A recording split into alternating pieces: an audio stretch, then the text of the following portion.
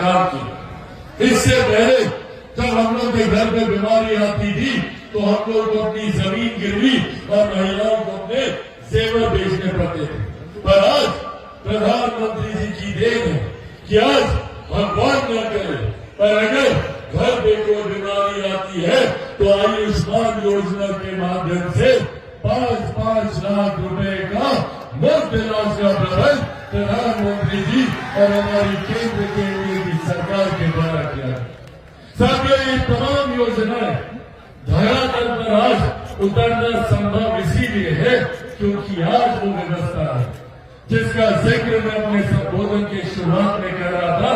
विरोधाभास की सरकार होती तो कतई ये करना संभव नहीं होगा, पर आज ये संभव इसीलिए है क्योंकि केंद्र की सोच वाली सरकार हमारे राज्य में है। प्रधानमंत्री नरेंद्र मोदी जी की सोच वाली सरकार आज बिहार में भी है, जिसका नेतृत्व हमारे मुख्यमंत्री नीतीश कुमार जी कर रहे हैं। आज केंद्र सरकार की योजनाओं को आसानी से धरातल पर उतारा जा सकता है और इस व्यवस्था को बनाए रखने की जिम्मेदारी अब हम सब के ऊपर है।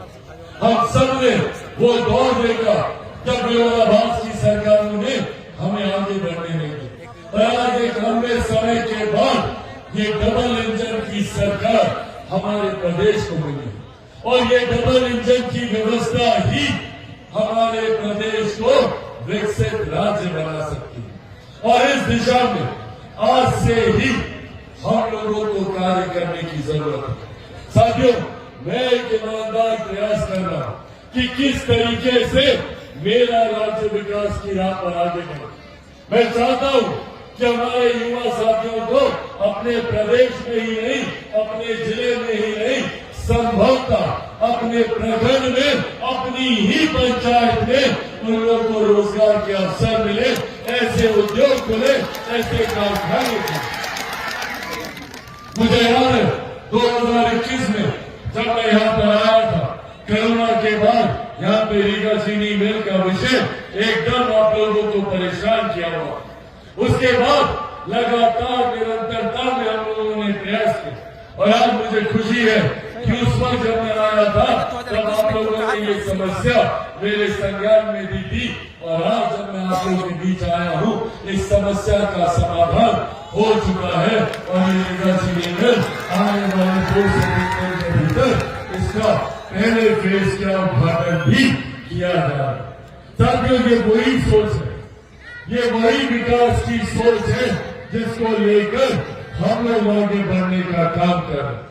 ऐसे में मैं चाहता हूं कि आने वाले चुनाव में मजबूती से एकजुट होकर हम लोग एनडीए के हर एक प्रत्याशी को हम लोग जिताने का काम करें और सुनिश्चित करें कि डबल इंजन की सरकार की जो व्यवस्था बनी हुई है ये अगले 5 साल तक ऐसे ही बरकरार है।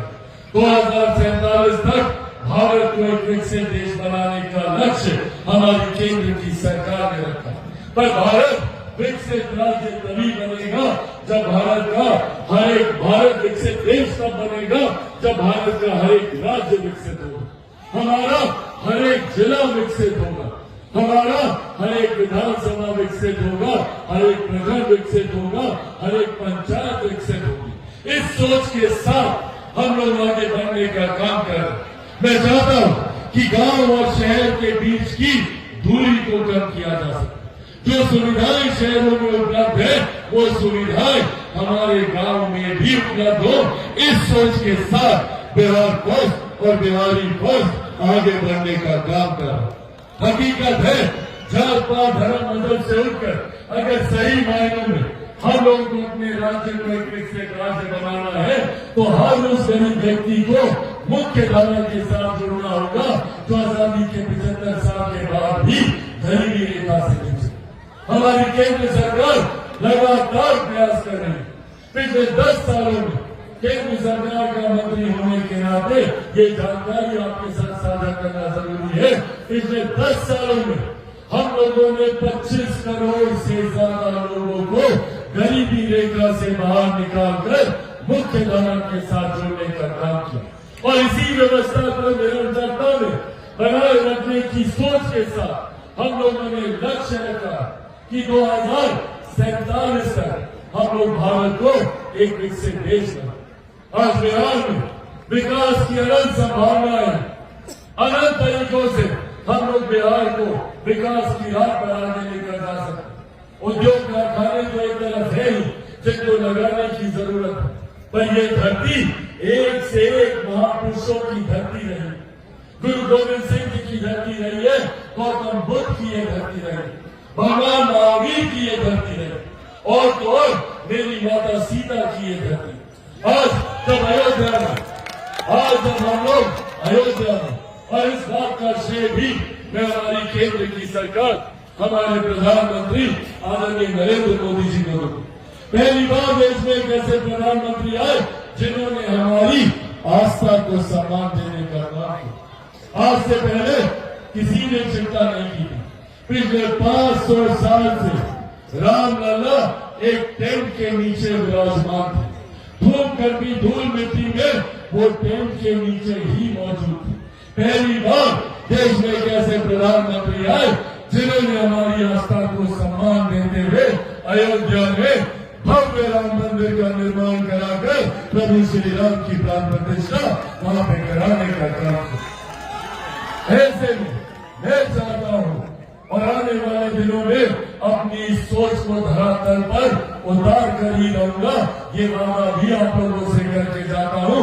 जिस तरीके से अयोध्या में प्रभु श्री राम का भव्य राम मंदिर बना है, उसी तरीके से मेरी माता सीता का भी उतना ही बड़ा, उतना ही भव्य मंदिर सीतामढ़ी में बना। इस सोच के लिए मैं संकल्प हूं। जहां एक तरफ मंदिर बनने से हमारी आस्था को तो सम्मान मिलेगा ही मिलेगा, पर सोचिए हमारे क्षेत्र का कितना विकास हो, उस क्षेत्र का राजस्व कितना बढ़ेगा,